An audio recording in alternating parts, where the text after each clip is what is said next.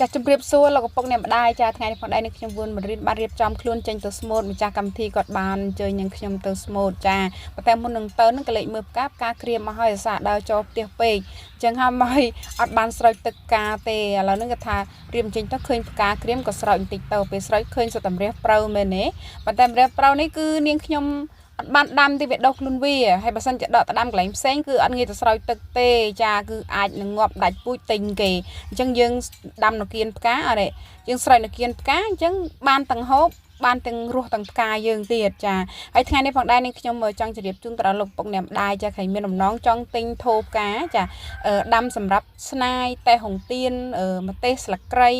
ឬក៏ដាំអ្វីប្រទីលអីចឹងទៀននេះខ្ញុំមានលក់ចានេះមានថូនេះខ្ញុំធំចាមានធ្លាឬទេពុកម៉ែបងប្អូនត្រូវការតំណែងតាមលេខទូរស័ព្ទ097 599 425ចាយើងចង់ដាំដាក់ក្នុងផើងអញ្ចឹងណាចាយើងដាក់ដើមដូងចាយើងដាក់ប្រទាលចាឬក៏ដាក់ស្នាយតែហុងទៀនផ្កាកដាស់ហ្នឹងថាបានស្អាតទេម្ដងដោយសារធូននេះខ្ញុំធំចាធំហើយវីតាលីនឹងចាប់ឬមិនងាយខូចទេចាអញ្ចឹងយើងដាំមួយដាក់មួយអញ្ចឹងពុកម៉ែបងប្អូនមានផ្ទះធំធ្វើផ្ទះថ្មីផ្ទះតូចផ្ទះធំតែពុកម៉ែបងប្អូនចង់តម្រូវការដាក់អីអាចតំណែងចាទិញធ្វើការនាងខ្ញុំបានចានៅផ្ទះមានលក់ស្រាប់ចាមានអាដាំស្រាប់ក៏មានអាថូតនីស្រេចហ្នឹងក៏មានចាអញ្ចឹងថាមុនទៅនឹងស្រោចតិចសិនចាបើមិនឆ្លៀតទេគឺអត់បានទឹកផ្កាទេងាកឡើងមកគឺភ្លេចទៅហើយចាតមកភ្លេចម៉ោង10មិន10ភ្លេចស្រោចបន្ទាប់ទៀតក៏ធ្វើដំណើរមកកាត់ខាងស្រុកកោះកឡចានឹងថ្ងៃទៅមុខសាលាស្រុកកោះកឡតែនេះមិនទាន់ដល់ទេប៉ុន្តែសាលាស្រុកកោះកឡយើងតាមផ្លូវនឹងកំពុងតែអភិវឌ្ឍផ្លូវចានឹងហើយអភិវឌ្ឍផ្លូវធ្វើគៀកិនសាថ្មីចាធ្វើឲ្យបងប្អូនប្រជាពលរដ្ឋក្នុងការធ្វើដំណើររៀងលំបាកបន្តិចដែរប៉ុន្តែយើងជិះយើងប្រយ័ត្នតិចណាចាថ្ងៃមុនឃើញរៀងម៉ូតូដួលដែរសារជ្រេថ្មចាអញ្ចឹងធ្វើមិនទេអានឹងយើងចង់បានផ្លូវស្អាតទៅទ្រាំលំបាកបន្តិចបន្ទាត់ពីទ្រាំលំបាកឲ្យផ្លូវយើងនឹងស្រួលតែម្ដងចាឥឡូវសិស្សសាលាក៏បានបត់ចូលវិទ្យាល័យកោះកឡោហើយនាងខ្ញុំក៏បត់ទៅដែរចាហ្នឹងហើយបត់ទៅផ្ទះម្ចាស់ប៉ុនដោយសារម្ចាស់ដើមប៉ុនគាត់អញ្ជើញតាមលោកម្ចាស់ហើយសបុតក៏អត់មានលេខទូរស័ព្ទក៏អត់មានរៀងវែងផ្លូវចាមកដល់នេះគឺថាពឹងឲ្យអូនតូចហ្នឹងគេប្រាប់ផ្លូវគេថាមីងទៅតាមផ្លូវហ្នឹងទៅចានេះខ្ញុំក៏ថាទៅក៏ទៅដែរអូនណារៀងវែងផ្លូវរៀងឆ្ងាយដែរយើងមើលមករៀងស្ងាត់យ៉ាមើលទៅមានព្រៃមានអីទៅពិតនេះខ្ញុំមកខុសផ្លូវទេបើទៅតាមផ្លូវធំរៀងគៀកទេដល់ពេលយើងមកផ្លូវតូចយើងមកយើងទៅហាក់បីដូចជារៀងដូចស្ងាត់ទេហើយយ៉ារៀងមើលទៅរៀងដូចកដោយកដែងរៀងមើលទៅនៅដប់ព្រៃមែនពុកម៉ែបងប្អូនចាដោយសារម្ចាស់ដំប៉ុនគាត់អញ្ជើញនឹងខ្ញុំអត់បានមានលេខទូរស័ព្ទអត់បានតំណែងផ្ទាល់តំណែងតាមលោកម្ចាស់គ្រូ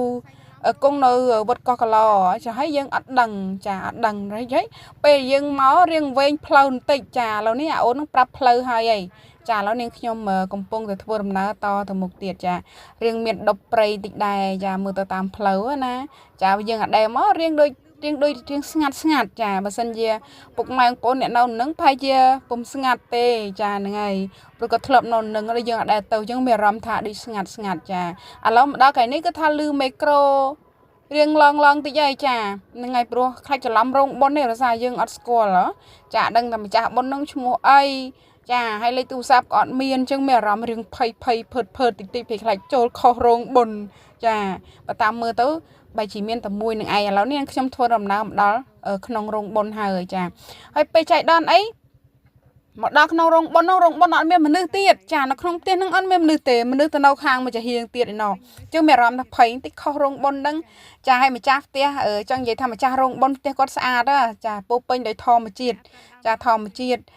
មានផ្កាមានអីចឹងណាចាហើយបុនគាត់ហ្នឹងគឺធ្វើបុនឆ្លងចែកដីនឹងផងមិនជឿពុកម៉ែបងប្អូនមើលចានៅក្នុងកម្មវិធីហ្នឹងអត់មានមនុស្សទេមនុស្សក៏ឡាញ់ចេញទៅផ្សារបាយយ៉ាងនៅជាហៀងដីក្នុងមួយទៀតចាឲ្យក្នុងការរៀបចំមកស្អាតណាចាមើលទៅរៀងដាច់ស្រយាលមែនប៉ុន្តែរំដាប់រៀបចំគឺថាមកអេមហ្មងចាមកអេមហ្មងស្អាតមានក្បូរក្បាច់រចនាស្លាធម៌បៃសីមានគ្រឿងប្រឡងមានស្អាតហ្មងណាក្បូរក្បាច់រចនាចង់ដូចផ្សារចាស្រែមែនទៅលយយ៉ានេះក៏រៀបចំទុកឡើងស្អាតតែម្ដងចាហ្នឹងហើយបុណ្យនេះគឺជាបុណ្យបុណ្យខួបចាគម្រប់11ឆ្នាំនឹងឆ្លងចែកដីចង់និយាយថាស្វាមីគាត់ ស្លាប់អរិយពេល11ឆ្នាំហើយចាឥឡូវនេះគាត់ធ្វើ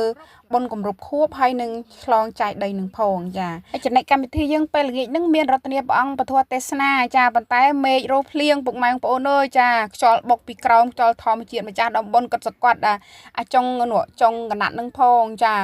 ឃើញមកវឹបវឹបវឹបវឹបចឹងណាចាមើលទៅមេឃផ្គោផងយ៉ាមើលទៅរៀងដាច់ស្រយាលដែររៀងភ័យដែរហើយលោកម្ចាស់ទេសនាបដាងាកក្រោយបដាចាដោយសារតែខ្យល់ពុកម៉ែបងប្អូនឃើញខ្យល់ហ៎ចាហើយញាតិញោមពុទ្ធបរិស័ទរៀងភ័យតិចដែរចាដោយសារតែមើលទៅដូចរៀងដាច់ស្រយាលគោក្រំទៀតមិនលេងណាចាដើមបុនសាធុងាកក្រោយរហូតហ្នឹងលោកម្ចាស់ទេសងាកក្រោយរហូតហ្នឹងចុះបើរងវាប៉ើងវឹបវឹបវឹបវឹបវឹបមកមិនទៅទុកចិត្តអីបានចាខ្លាចតែឈូមកលមមរងនឹងចាព្រមមើលទៅយកមកហើយចាទាំងពុតបរិស័ទទាំងលោកយាយលោកតាមានអារម្មណ៍ទៅភ័យលោកម្ចាស់ថាមិនភ្លៀងទេចង់ភ្នាល់ហើយថ្ងៃនឹងភ្នាល់ហើយដល់ពេលរិះហើយចាយដនអីដូចលោកម្ចាស់ថាមែនចាអត់មានភ្លៀងទេចាគាត់ថាខ្យល់ខ្លាំងមើលទៅគួរឲ្យភ័យហើយដឹងតែភ្លៀងនោះណាអត់អូយពុកម៉ែបងប្អូនអើយទៅភ្លៀងកន្លែងជន់វាសឹកឯណោះពុកម៉ែបងប្អូនអើយនេះណាត់គ្នានេះខ្ញុំឃើញគេផុសណាចានេះភ្លៀងមកមេធំក្នុងថ្ងៃហ្នឹងពុកម៉ែបងប្អូនអើយលិចអស់ហើយចាហើយក៏នៅក្នុងតង់ចាហើយតង់ណាអង្កាមមិនទាន់មេឃភ្លៀងក្តៅណាពុកម៉ែបងប្អូនតង់ក្តៅមិនលេងទេណាចាហើយដល់ពេលមេឃភ្លៀងវាលិចពីខាងក្រោមចាអាលិចពីខាងលើវាអត់លិចទេណាមានតង់គ្របចិត្តប៉ុន្តែនេះវាលិចពីខាងក្រោមប្រហែលជាដីធានាបកន្លែងយើងគាត់ស្នាក់នៅហ្នឹងណាដីធានាបយីពីមើលហាអាណិតខ្លោចចិត្តបងអើយបងខ្ញុំមិនបានទៅរស់នៅកន្លែងហ្នឹងទេខ្ញុំនៅឯនេះក៏តែខ្ញុំឃើញហើយខ្ញុំចូលរួមអាណិតជំនួសបងមិនដឹងទៅធ្វើម៉េចបងអើយបងក្លឹបទៅនៅផ្ទះសុកសានចាមានផ្ទះមានតំណុំនៅត្រឹមត្រូវមានដីនៅត្រឹមត្រូវដល់ទៅពេលកលៈទេសៈមកបែបនេះទាំងអ៊ំប្រុសអ៊ំស្រីទាំងបងប្រុសបងស្រីទាំងក្មេងទាំងតូចទាំងចាស់ចាទ្រាំលំបាកវេទនាបងអើយបងថាមើលតអាណិតហ្មងណាចាមថាគេមថាយើងក៏ភ្លៀងលិចម្ដងយើងថាវាពិបាកចានេះតម្រាំវល់ចាវល់បែកម៉ាំបែបនេះមិនធម្មតាទេណាចានេះគ្រាន់តែភ្លៀងមួយមេពុកម៉ែបងប្អូនចុះបើសិនជាខែភាសាទៀតនោះចាដឹងយ៉ាងណាទៅចានេះប្រហែលជាកន្លែងដែលគាត់ភៀសសឹកហ្នឹងកន្លែងធានាបចាដីធានាបខែប្រាំងយើងចេះថានៅបានហ្នឹងខែភាសាមិនដឹងលបាក់អីមិនទេចាំមើលសិនណាឥឡូវនេះបងអើយដឹកជូនហើយដោយសារតែកន្លែងហ្នឹងនៅអត់បានចានៅអត់បានអញ្ចឹងយើងត្រូវការដូរទីកន្លែងមួយទៀតតែបើសិនជាកន្លែងហ្នឹងនៅបានល្អចាគេរៀបតង់រៀបអីឲ្យយើងនៅជួអញ្ចឹងណាចាតែសារតែកន្លែងហ្នឹងនៅអត់បានហើយមើលខាងក្នុងនេះ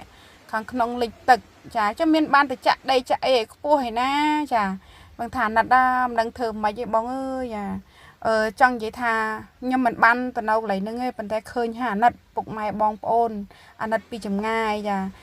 ណាត់ខ្លាំងមែនទេណាអាណិតខ្លោចចិត្តរកអីនិយាយមិនបានទេចាយើងនៅលើផ្ទះលិចម្ដងផងញនាងខ្ញុំនៅជើងភ្នំលិចទៅពីលើម្ដងផងនៅតែយ៉ាប់ចិត្តតម្រាំគាត់ទនាបហើយភ្លៀងមកនៅក្រមតង់ចេះមិនដឹងថាលបាក់ប៉ុណ្ណាបងអើយហ្នឹងហើយមិនថាំងនឹកឃើញនាងខ្ញុំយកវីដេអូផុសចេះសើចយំចង្អុលអីអត់ទេណាបងអត់ទេអាណិតបងអើយឃើញហើយមានតែអាណិតពីចម្ងាយយ៉ាផុកបែកម៉ាំវល់នេះឃើញទេចានេះរៀងស្រក់ទឹកតិចហើយតាមមើលទៅចាឲ្យសើមអស់មិននឹងដេកតណាយតណាទេឲ្យ